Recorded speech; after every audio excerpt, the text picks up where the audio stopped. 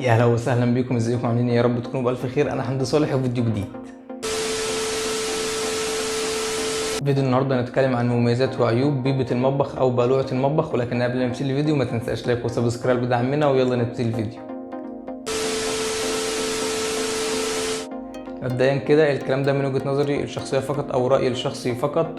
مميزات بيبة المطبخ، لو انا عندي اجهزه كتير في المطبخ انا شايف ان هيبقى لها مميزات. ان انا مثلا هيبقى عندي ممكن احط عليها صرف الفلتر، صرف المكيف، صرف غسالة الاطباق، صرف الغسالة العادية.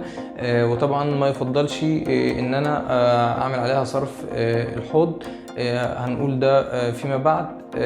لو انا هعمل الاجهزه دي عندي او محتاج صرف الاجهزه دي عندي، ممكن ان انا اعمل بلوعه المطبخ او بيبه المطبخ. في الحاله دي هيكون ليها ميزه، بحيث لو حصل اي تسريب او اي حاجه اقدر ان انا اسلك، وفي نفس الوقت لان تقدر مثلا ان انا تجمع معايا في الجزء ده. ولو انا برضو بيبقى في الشقه مثلا بتتمسح او ايا كان، او في ميه مثلا عموما في الشقه، هقدر ان انا اسحب الميه دي بسهوله جدا على بيبه المطبخ دي.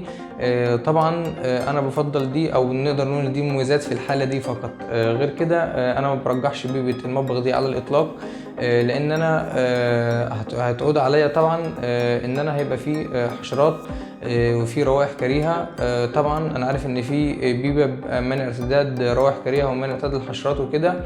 انا عارف ان هي موجوده، ولكن احنا طبعا مش هيبقى ليها اي استخدام، او احنا في غنى عنها. لان انا اوريدي لو انا عندي في المطبخ عندي الغساله مثلا، وعندي الفلتر، وعندي حوض الغسيل، بس مش هبقى محتاج ان انا اعمل بيبه في المطبخ ولا اي حاجه اطلاقا.